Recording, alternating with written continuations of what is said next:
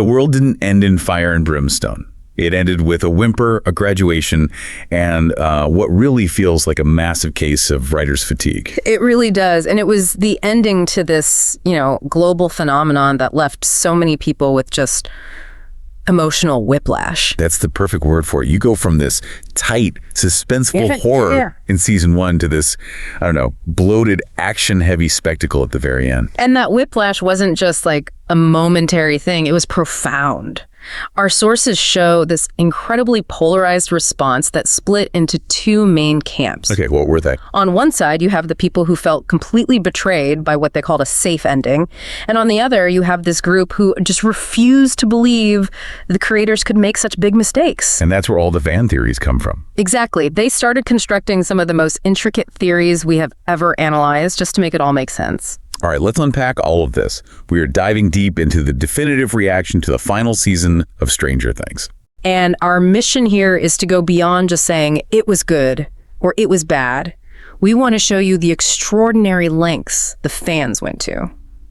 We're going to analyze why so many critics and viewers called the ending mid or even insulting. We'll dissect the glaring plot holes the creators tried to explain away. And often failed to. We'll also get into the really controversial character endings for Eleven, Will, and Max. But the real core of this is exploring that massive fan movement that popped up, this thing people are calling conformity gate. Right, which basically tried to rationalize every single flaw as an intentional clue. We're looking at what happens when the audience becomes more invested in the story's integrity than the writers themselves seem to be. Let's start right there with the critique itself. The overwhelming feeling around the finale wasn't pure anger, it was mediocrity. The word mid was everywhere. Why do you think that specific word mediocre hit so much harder than if the ending had just been a total train wreck? That's a really interesting point. I think when a show is truly epically bad, it's almost, a fun shared moment of disappointment. Right. Everyone can get together and complain. Exactly. But mid implies something else. It implies a lack of ambition, a story that just fizzles out. The core critique wasn't just that it was mediocre, but that it was the safest, most telegraphed ending possible. It felt like they were deliberately choosing comfort over consequence at every turn. And that, of course, immediately brings up comparisons to another huge, divisive TV ending. The Ghost of Game of Thrones. It casts a long shadow, for sure. Now, to be fair, most sources agreed Stranger Things didn't commit narrative betrayal on that same scale. They didn't just assassinate character arcs for shock value. No. But it suffered from a very similar problem. The show's massive success led to this bloated, uncontainable story that, in the end, just became completely risk-averse. One critic said it achieved a lot and achieving nothing. That's a brutal assessment. It is, but it gets the point. It took no risks at all. So the shift wasn't just in the plot, it was tonal.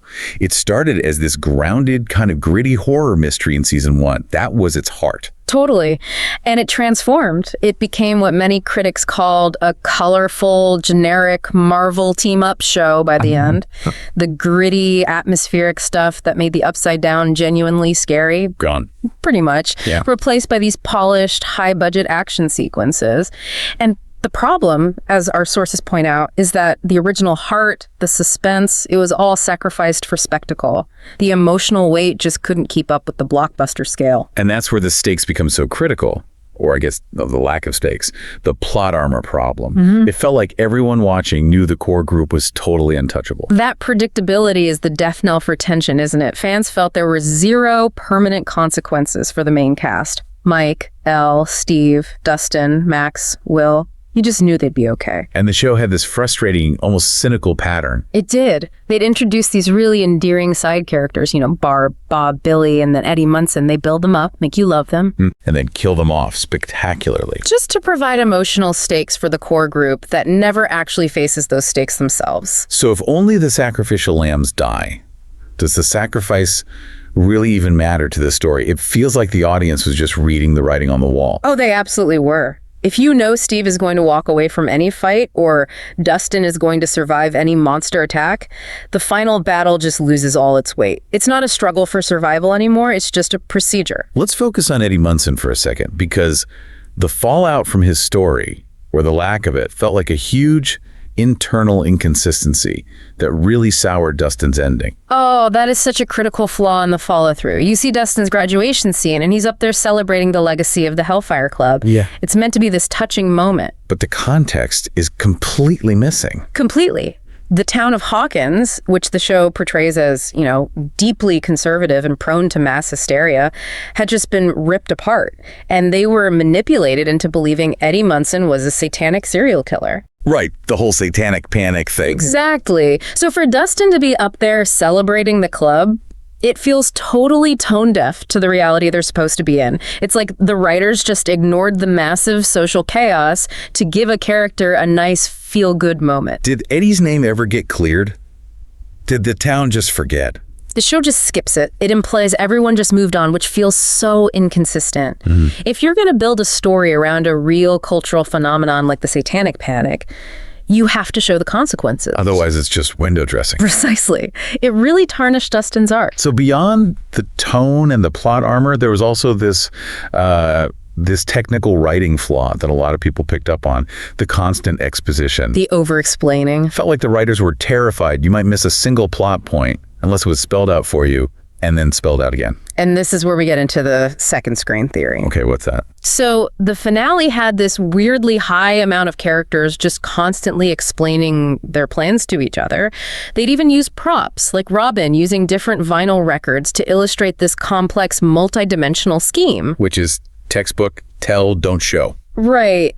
But the theory is that this wasn't just lazy writing. It might have been an external mandate from Netflix executives. You mean they were told to write it that way? That's the speculation. The idea is the show needed to be perfectly digestible for the second screen viewer, the person watching while also scrolling on their phone. If you miss a visual cue, don't worry. A character will immediately tell you what just happened. That feels incredibly condescending to the audience that's actually invested. It was called lazy and insulting. It replaces smart visual storytelling with clunky dialogue. One source said Robin with the vinyl records was their last straw because it just felt so forced. It's a symptom of prioritizing a distracted viewer over a dedicated one. And it seems like that laziness kind of bled into the actual plot points themselves, especially around Vecna and the Upside Down. That's the perfect transition because that's where the criticism shifts from structural problems to just glaring lore and continuity issues. So, Section 2. The first massive question coming out of that final fight. Where were all the monsters? It was baffling.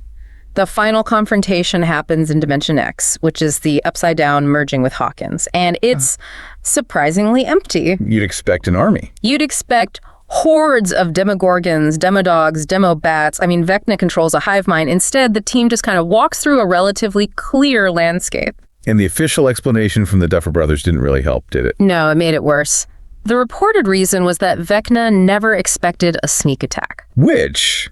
Wait, Vecna is a psychic. A powerful psychic. He had literally just been inside Eleven's mind and seen their entire battle plan, down to the last detail. He had the cheat sheet and still didn't set up any security. That's not a strategic villain, that's just a huge writing oversight. It feels like a convenient shortcut. And what's frustrating is that fans came up with much better explanations that the show just ignored. Like what? The most logical one was that the missing monsters had been flayed, basically used as raw material, to create the giant physical body of the Mind Flayer. That's totally consistent with the lore from Season 3. And that would have been a satisfying, logical answer. It was sitting right there. But they went with the surprise attack hand wave, which just confirmed for a lot of people that spectacle was being prioritized over internal logic. The contradictions then shift from the supernatural to the geopolitical, the military consequences, or, again, the lack of them. This is where it just strains all credibility. Let's just list the federal crimes here. Nancy, Hopper, the whole group. They physically fought U.S. soldiers. They destroyed top-secret government facilities. And they know everything. They're privy to the deepest state secrets about inhumane experiments, other dimensions. Right. And given the military's track record in the show, they ruthlessly hunted Elle, they murdered scientists to keep this quiet. The realistic outcome for our heroes should have been incredibly severe. They would have been detained forever. Indefinitely. Or, in intelligence speak, they would have been black-bagged, covertly detained, disappeared, and probably interrogated for the rest of their lives. So how did the show get around this massive legal and logistical nightmare? The infamous 18-month time jump in the epilogue. It was almost universally seen as a cheap narrative device. Its only purpose was to skip over all the inconvenient consequences and deliver a happy ending where everyone gets to go to graduation. But it just doesn't track. If the military was willing to murder its own people to keep this secret, why would they suddenly give a pass to a group of teenagers and a small-town sheriff who know everything? It makes no sense. The only leverage the whip had was 11. But if she's gone, either through sacrifice or exile, the rest of them just become loose ends that need to be tied up, not pardoned. The time jump just sacrifices the integrity of the threat they'd built up for seasons. It's like telling the audience, don't worry about the consequences of treason, we'll just hit fast forward. Exactly. And speaking of things that were dropped, we have to talk about the Dr. K subplot. Oh, right. That was a huge piece of lore they introduced, and then it just vanished. It's a perfect example of a dangling plot thread that completely ruins the stakes. Dr. K was part of this mysterious plot to build a base in the Upside Down, and crucially was involving pregnant women. The implication was they were creating more superpowered kids. And that was a huge part of Elle's motivation, right? Her potential sacrifice. It was central to it. Elle felt she had to disappear or sacrifice herself to stop her blood and powers from being used to create more numbers, to break the cycle of abuse. So when the show just completely drops the fate of Dr. K, those pregnant women, it hollows out Elle's entire personal stake in the fight. If that threat is still out there, her sacrifice is meaningless. It feels like the writers just dropped a really complex, high-stakes element in the rush to the finish line. It really sounds like the show just got too big, and the writers lost track of all the moving parts. Which brings us to retcons and continuity, like Henry Creel's timeline. The backstory for Vecna, which was so important, started to fall apart under scrutiny. At one point, in supplementary material, the Duffer Brothers suggested Henry Creel went to high school with Hopper and Joyce. That directly contradicts what we learned in season 4. Completely. Season 4 very clearly establishes Henry was about 12 when he killed his family in 1959. He was only in Hawkins for a month. To try and put him in high school with characters a decade younger, it's a total mess. It just signals they weren't checking their own timeline. And finally, the missed cameos and ambiguous endings. Susie was just gone for the whole final season. But the way they handled Robin's love interest, Vicky, felt particularly frustrating. It was a huge disappointment for a lot of viewers. The creators actually said the conclusion of Robin and Vicky's relationship was up for fans to decide. Wow. Yeah. And for a show that gave so much time and closure to the heterosexual couples, Hopper and Joyce get their dinner, Mike and Elle have their big moment. Leaving the main queer relationship completely ambiguous felt like a massive cop-out. It kind of reinforces that idea of not wanting to commit. They'd only commit to the payoffs for the established traditional dynamics. That's exactly it. It really undermines any claims of inclusivity. If you're going to build up a relationship that means a lot to a huge part of your audience and then just avoid giving it a conclusion, it suggests a real lack of narrative commitment to that specific story. Which brings us to section 3. This gets to the emotional core of the show and the contract it had with its viewers. Let's talk about 11. Her whole arc was supposed to be about finding a family and overcoming trauma. And yet her ending, this forced disappearance or heroic sacrifice, was seen by so many as just devastatingly depressing. It felt like a step backward, not a resolution. Completely. Her whole journey was about escaping Brenner's control, finding a place to belong, and her ending, whether she dies or is forced into exile, results in her losing that family she fought so hard for. She ends up isolated, which is exactly what Dr. Brenner always wanted for her. And a lot of critics and trauma survivors pointed out that this plays into a really harmful trope you see in other shows. That's right, like the Umbrella Academy, or even Buffy. The trope suggests that the only way for survivors of deep trauma to break the cycle is through death or permanent self-exile.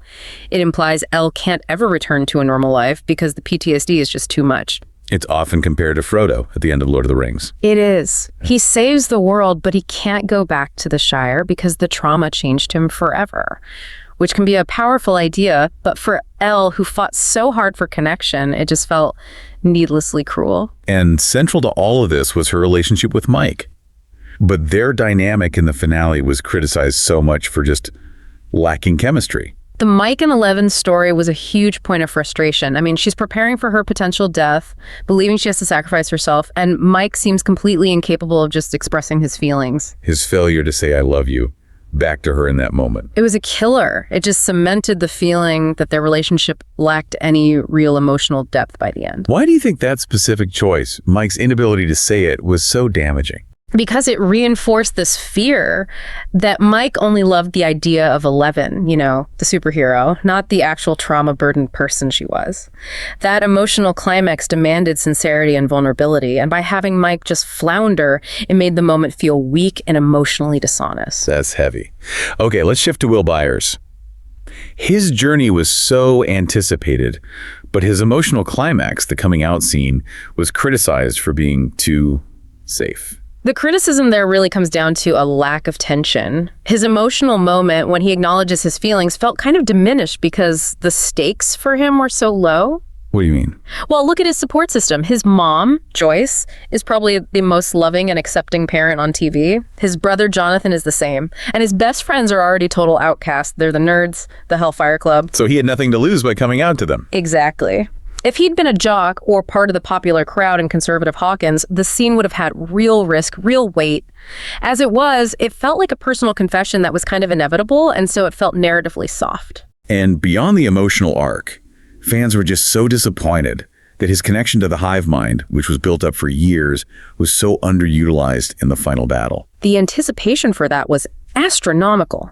Will has been the key, the canary in the coal mine for the Upside Down from the beginning. People thought he'd use that connection in some huge, game-changing way. Like holding back an army of Demogorgons or something. Something epic. But instead, his big contribution was holding back Vecna, which he'd kind of already done earlier in the season. It was repetitive. It failed to deliver that cathartic, powerful moment his whole arc had been building towards. And finally, Max, her recovery. Going from a 2-year coma to graduating with her class, that just feels impossible. It's logically impossible. Even for this show, she would have needed an insane amount of physical therapy, cognitive catch-up. You can't just wake up from a 2-year coma and be ready for finals. But the bigger critique here is that the show actively avoided exploring what it's like to live with a visible disability. That's the real missed opportunity. Max was left in a wheelchair. That's a powerful, visible mark of her trauma. The show could have explored the real emotional and physical challenges of recovery, the daily struggle. Instead, they pivoted her story into these dream world sequences and psychic battles with Vecna. So they prioritized the fantasy plot over the grounded reality of her situation. Yes. They found a way to make her useful to the team from her hospital bed, instead of committing to the more difficult and honestly more interesting story of a young woman adapting to a life-altering injury. Okay, this is where the story takes a turn. Because all of this disappointment, all these flaws, they transformed into something else. They created Conformity Gate. This is where it gets fascinating. Conformity Gate is basically a mass coping mechanism. It's not just theory crafting, it's a collective refusal to accept the ending as it was presented. So what's the core theory? The theory is that the finale we all watched was deliberately a bad ending, a false reality. Maybe a mental projection by Vecna, or even just Mike's badly written D&D campaign.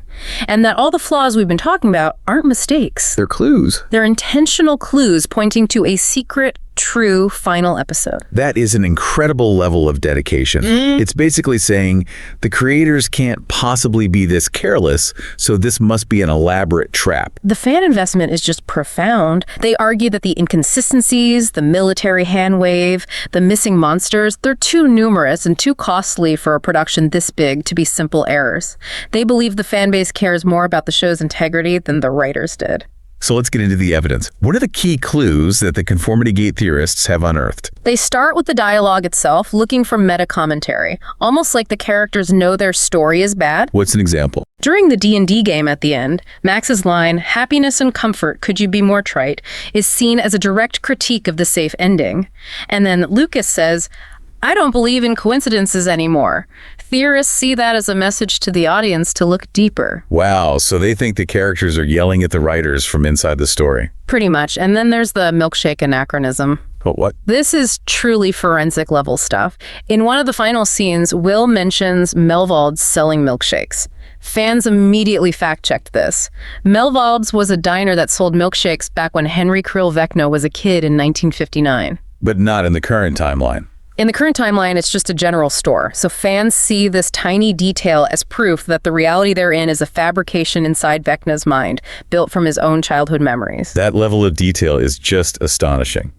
What about hidden audio or visual things? We've cataloged so many. After Elle's sacrifice fades to black, some fans reported hearing a distinct heartbeat sound in the audio, suggesting the Mind Flayer is still alive. And visual stuff. Tiny things. The handle on the Wheelers' basement door apparently changes sides, which it never has before. The graduation gowns seem to mirror the color palette from Henry Creel's memories. All of it is interpreted as proof that this reality is fake, that it's being controlled. They even went after the Dungeons and Dragons mechanics, the critical role math clue. Okay, this gets a little technical, but basically, in the D&D game, they achieve a critical success. A roll of 20 through a weird calculation. 20 equals 11 plus 8 plus 1. And what's wrong with that? In D&D, a critical roll is just rolling a natural 20 on the die. You don't calculate it. The formula itself breaks the rules of the game. So the mistake is the message. That's the theory. They interpret the numbers 11, 8 for Collie, and 1 for Vecna Henry as a coded message about the unresolved story of the numbered subjects. Why use a mathematically incorrect D&D roll unless you're trying to send a message? Okay, but the ultimate piece of evidence, the climax of the theory, is the WSQK radio broadcast. This is the smoking gun for them. The final broadcast from the Hawkins radio station, The Squawk. It features 2 DJs, Vance and Mindy Flair. Let me guess. Vance is Vecna. And Mindy Flair is the Mind Flayer. The dialogue is just so suggestive, it's unmistakable. How explicit does it get? Mindy Flair tells Vance to close the gate because he's always leaving it open. It's a direct reference to the upside-down gate. She also says she might just be back one day. So an unresolved threat. Totally. And Vance talks about Mindy taking words out of his brain, which links back to Henry Creel being a host for the Mind Flayer. They're basically talking about the show's main conflict disguised as a radio show. And the music choices were deliberate, too. Oh, absolutely. They play Running Up That Hill, which is Max's song, linked directly to Vecna, and they play Every Breath You Take, which is all about surveillance and stalking, a perfect theme for Vecna still being out there watching. Vance even says that when the station goes silent, it's not gone, it's just somewhere else. Suggesting the happy ending we see is temporary, that they're all being Vecna'd into this comfortable illusion. That's the idea. The ultimate belief is this was all manufactured to set up a surprise final episode, maybe released on a specific date like January 7th, that was hinted at in some ads. It would be a revolutionary move in television. Whether it's real or not, the collective effort is just incredible. It shows how much audiences want intricate lore and storytelling with consequences. They literally wrote a better ending for themselves. They refused to accept the surface-level story and took it on themselves to find a deeper meaning, to elevate the material. So as we wrap this up, the Stranger Things finale really leaves us wrestling with 2 competing realities, doesn't it? It absolutely does. Either it was a genuinely disappointing, safe, blockbuster ending full of plot holes and contradictions, or the fan community has engaged in one of the most elaborate collective rescue missions in TV history to turn that disappointment into a hidden masterpiece. And the key takeaway here is so clear. Modern audiences are hungry for intricate lore and storytelling that matters. The show got so big that the tiniest error became fuel for a massive narrative-saving theory.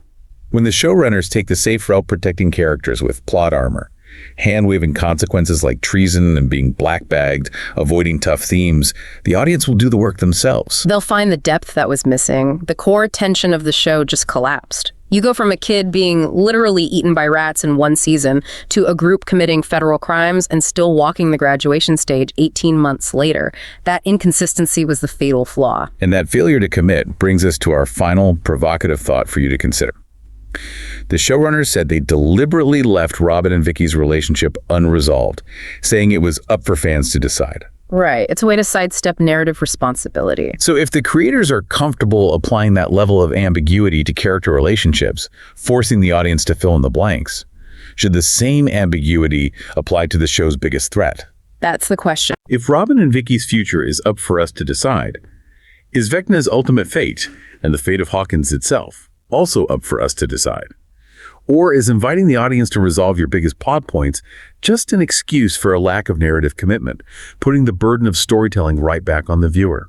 It really makes you wonder if a masterpiece can be created by the audience, even when the creators themselves fell short. The conclusion of the series Stranger Things has generated a really unusual discussion, moving well beyond standard TV criticism and, well, into a deep, almost existential argument about what the narrative was even trying to do.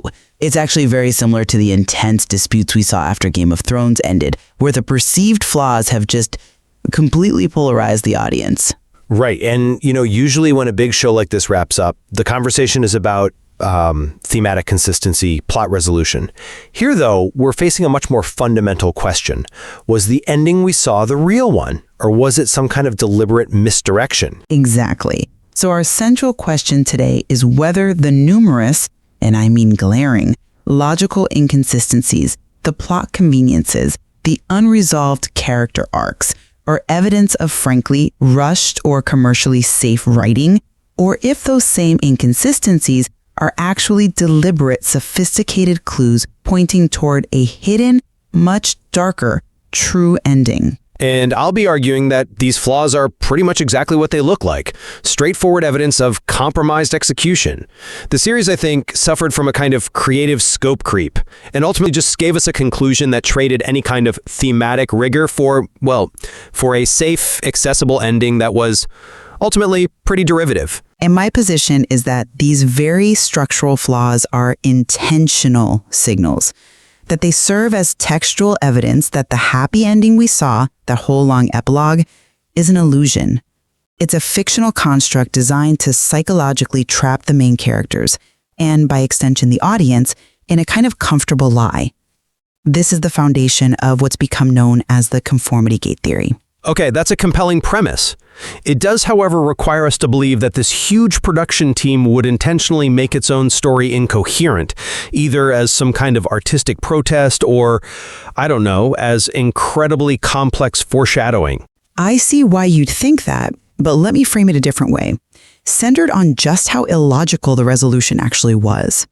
If we take the surface narrative at face value, Vecna, the supposedly cosmic entity threatening to merge worlds, was defeated with a shocking ease. I mean, he was neutralized in what felt like 5 minutes of screen time, and crucially, with almost no opposition from his invading army of demogorgons and demo creatures. That fundamental break from logic, it has to signal a rupture in the reality of the show. That's an interesting point, though I would frame it differently. To me, that sounds less like a genius meta-narrative and more like simple narrative compression. They had to fit an overly ambitious plot into a limited runtime. It feels more like creative fatigue, not sophisticated subtext. But you have to consider the specificity of the details, these little micro fissures in the reality they're showing us. The theorists call them Easter eggs. These aren't just broad errors, they're precise. Take the weird distortion of the principal's voice that Mike hears at graduation. Why include that small, unsettling audio cue if not to signal some kind of underlying interference? Or even more specific, Will referencing the Melvald's milkshake store, a place that, in the show's own timeline, only existed when Henry Vecna was in high school decades ago, not in Will's time. These aren't just continuity errors, they're narrative breadcrumbs, forcing the audience to look for a hidden plot, almost like a Dungeons & Dragons campaign where the true ending is behind a hidden door. Well, it's much more easily explained by inconsistent set dressing, maybe a changing writing staff, or just a lack of rigorous fact-checking. The show clearly suffered from a reluctance to take any real narrative risks, which led to the safest, most telegraphed ending imaginable. But you still have to account for things like the doorknob being on the wrong side of the door in Mike's basement in the epilogue. That's a clear visual signal of the Upside Down's influence, which we've seen before, manifesting as these subtle shifts in architecture. I'd argue those details are just part of a wider pattern of poor planning. I mean, we repeatedly saw the show catering to what some critics call second screen viewers. There's this excessive reliance on tell, don't show storytelling. These long, over-explained exposition scenes where characters are literally using props to detail their plans to an almost insulting degree. When you prioritize that kind of accessibility, the internal logic is often the first thing to go. And besides, the writers themselves have admitted to major timeline errors, like the whole thing with Will's birthday.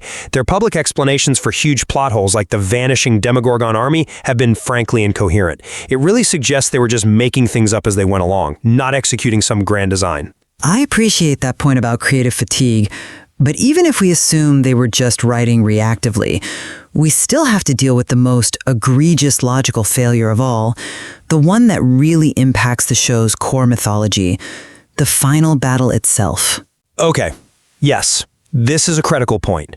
How can anyone advocating for a deeper meaning logically defend Vecna's shockingly easy defeat? The Mind Flayer and Vecna were built up for seasons as this cosmic existential threat. Yet when the world merger is imminent and the stakes are at their absolute highest, the invading army we were promised is just absent. The Demogorgons, the Demodogs, the Demobats, creatures that previously slaughtered trained soldiers, they just vanish. Based on the finale, Vecna and the Mind Flayer are maybe the weakest cosmic threat of all time. It's an anticlimax that just fundamentally violates the genre contract the show made with its audience. But see, that inconsistency is the clue. It has to be. We know Vecna's power is fundamentally psychological. He spent years inside El's mind, and he could certainly get into the minds of others to see their plans. So for him to claim he wasn't expecting a sneak attack, or for him to be defeated by, teenagers with fire and a shotgun, it's utterly illogical unless the goal was to create the appearance of a hard-won victory. But why? Why would the ultimate villain plan an illusion of his own loss? Because Vecna's long game isn't physical destruction, it's psychological entrapment. I mean, if he can project illusions on the scale he did with Nancy, a full-scale world merger followed by a superficial, comforting victory is the perfect way to trap the heroes in a false reality. The Mind Flayer controls perception. The ease of the battle is the signal that they are not truly free. It's a lot like the indoctrination theory from other ambiguous stories, where the hero thinks they've won, but they're actually just inside a psychological cocoon controlled by the villain. When the final fight is that underwhelming, it suggests the real war is internal, and the victory we saw was just a placebo. That requires the audience to do a tremendous amount of intellectual heavy lifting, though. It's basically forgiving weak plotting by attributing genius-level subtext to every single gap. If the true threat is purely internal, then the final spectacle was just hollow, a consequence of the show shifting from tight atmospheric horror to a bloated, inconsistent blockbuster. I'm not convinced, because that line of reasoning forces us to willfully ignore the second, equally massive logical failure, which is all about real-world consequences. This is where the whole sloppy plotting idea really falls apart for me.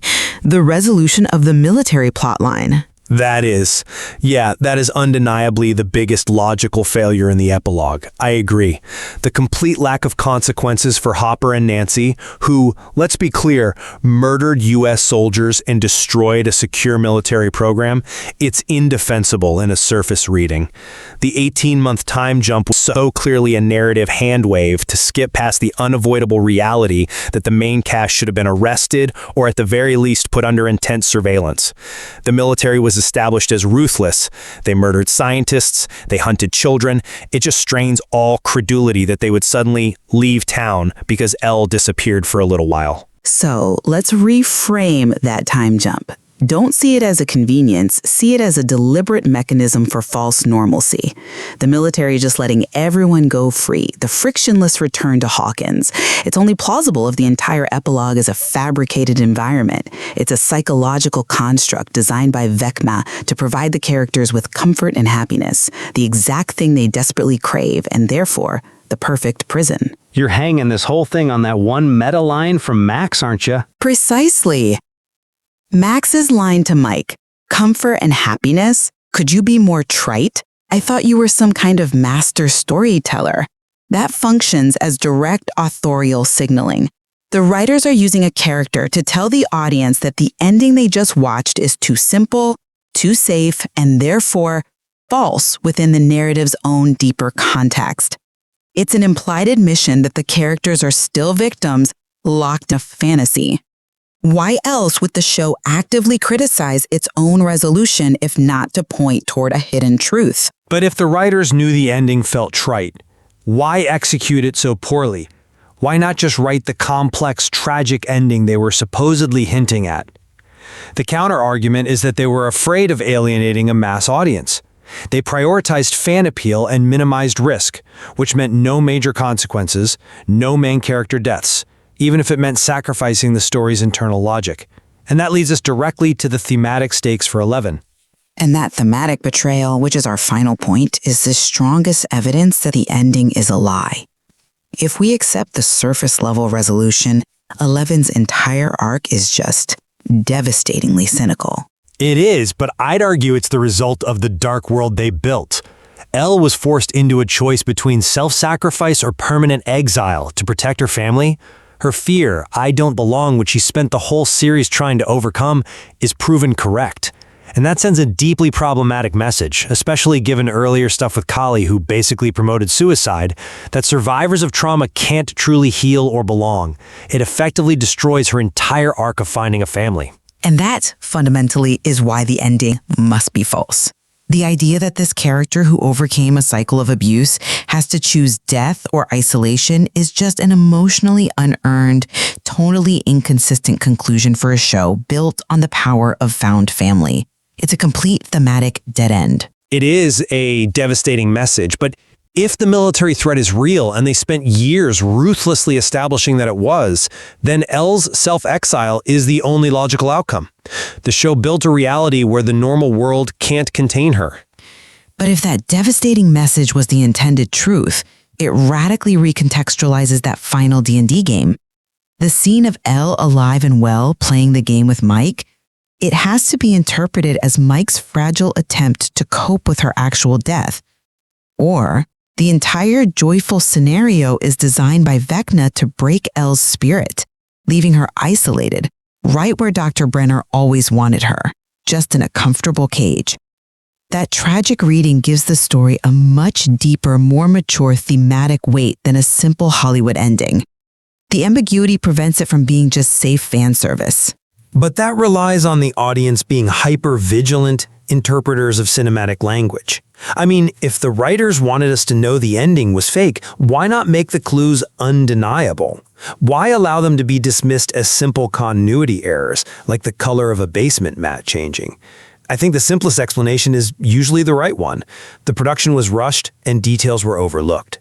Because the debate itself, the need to differentiate between deliberate artistic choice and just plain bad writing, is the whole point. The specificity of the errors is what makes them compelling. The logical break over the military plot, combined with the thematic inertia of Elle's fate, and the self-criticism in the dialogue, it all points toward an intentional failure of the surface text. A protest, maybe, against commercial constraints. Well, while I appreciate the sophistication of the conformity gate theory, attributing this level of genius subtext to every plot hole just feels like, well, a fan coping mechanism for a disappointing reality. The show's progression, from the tight horror of season 1 to the bloated action of the later seasons, suggests the creative team lost its way and just prioritized a safe, happy ending over rigorous storytelling. The final product feels like a compromise, not a master plan. I can concede that the ending may have been forced on them, and this is their artistic protest. But the flaws are too numerous and too specific, from the shifting set pieces to the self-critical dialogue, to be just written off as mistakes. They either represent an intentional critique of popular art, or they serve as clues to a deeper truth, where the characters are still trapped. Ultimately, whether these inconsistencies are due to brilliant design or just creative fatigue, the real complexity for the viewer is having to make that distinction when the result is such a massive logical rupture. And maybe leaving that lack of a definitive answer, forcing the audience to choose between a comfortable lie and a difficult truth, is the only fitting conclusion to a story about confronting the unknown. An intellectually stimulating proposition, for sure. Indeed. Thank you for joining us. Thank you. If you enjoyed this video, please like, share, subscribe, and hit the bell to the later update from my channel.